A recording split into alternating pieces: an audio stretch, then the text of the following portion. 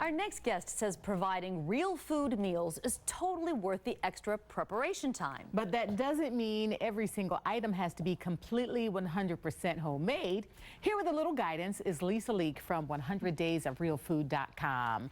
There are some decent store options out there, and you're going to tell us about them, right, Lisa? That's right. Thank you for having me. I'm a big fan of making things from scratch in order to avoid processed food. But if there is a suitable store-bought option, I mean, it's really nice from a convenience factor. So starting with chicken broth, this is actually something I'm a big fan of making, and it is actually really easy and can save you a lot of money. This brand, for example, has some additives in there you would not use at home, like MSG and some other questionable things, but it is so easy to make chicken broth or stock from home at home using your slow cooker. So all you have to do is, if you make a whole chicken, you take all the bones and veggie scraps and some herbs and fill it with water and put everything in here, and I even do it overnight while I'm sleeping sometimes, and then you have your very own homemade, really, really delicious chicken broth. Now, if I'm making my own broth, like I know I buy this, I keep it in the cabinet, I don't have to worry about it. If I make my own, do I have to store it in the fridge? Well, what you can do is, if you use a glass jar, just don't fill it all the way to the top so you can leave room for the liquid to expand, but you can put it in the freezer. So I do it in individual portions, and also you can put it in like an ice cube tray and then freeze that and put it in a Ziploc bag, so you can have just like a little bit if you need it, but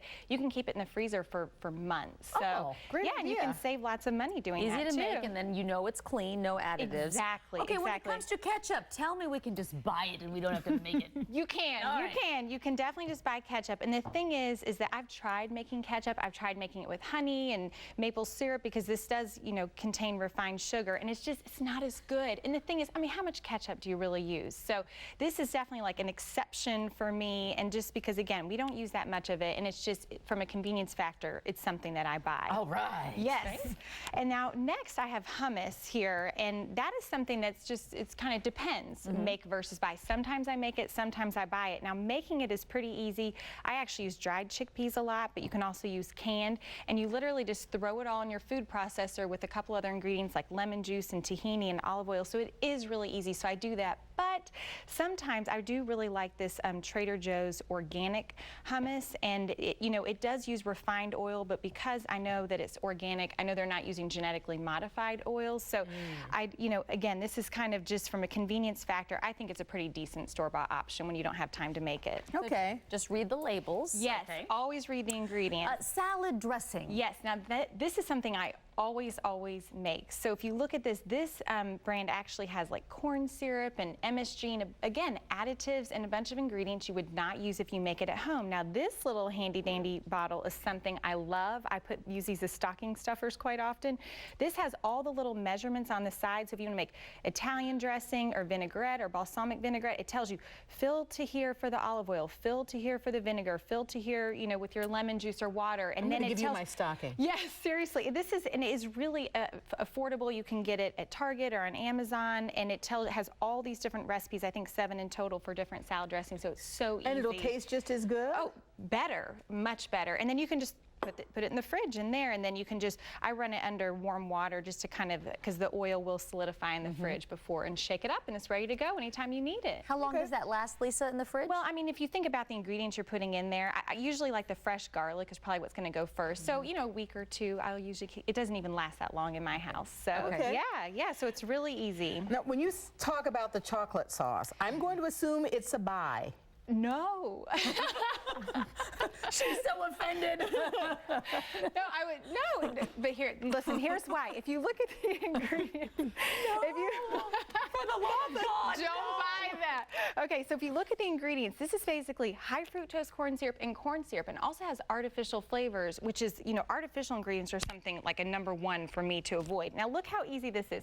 This is pure maple syrup. This is just unsweetened cocoa powder. So you do 1 part of cocoa powder, again unsweetened, to 2 parts of maple syrup, and you literally, it just takes a minute to mix it up.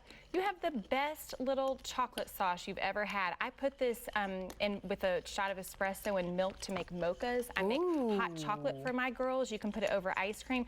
It does kind of take a minute. You have to keep stirring, and then it will end up. But just 2 ingredients, and then we have our own chocolate sauce? Yeah, see how easy that is? That's why I was so alarmed. Quick, bring me one of those strawberries. Yeah, Oh gosh, this would be delicious over strawberries. So anyway, you had to keep stirring it for a minute and it gets really, really nice. And I mean, it's so much better than the store-bought stuff. Okay. Mayonnaise. Yes, now this again is something that I just don't use enough of to justify making it from scratch. Now, the thing with mayonnaise is a lot of them contain refined oils. This does say olive oil, but if you look at the ingredients, you'll see it has refined oil as well. But I've tried making mayonnaise, and to be honest, it's not the white fluffy stuff out of the jar that I'm expecting. So I've also found that a lot of the recipes call for raw eggs, and I'm just kind of on the fence about feeding raw eggs to my kids. So since I use about a tablespoon or two a month of mayonnaise, you know, we use store-bought. We just don't use enough of it. So yeah, you can buy that. Very good. This is all on your website, on your blog, 100daysofrealfood.com. Yes, exactly, with all sorts of other recipes and resources and tips and kids' school lunches, so definitely check it out. It's really great because, Lisa, you'll take on people who say, oh, really, who's going to make all this? And you really have a lot of practical advice, and you're not saying doing all of this all the time is for everybody. Exactly, right. Exactly, because I think it's really important to be realistic, because otherwise you get so overwhelmed you just give up. And you know, any small changes you can make towards cutting out processed food is definitely better than none. So. If you go to her blog, you'll see you have a very realistic viewpoint of this, and that's why I appreciate it so much, and it's so user-friendly. I appreciate that, yeah, because I mean, I'm busy just like everybody else, Right. so I understand it. Well, it's good that you brought these tips. I will try this. Okay, not this, but this.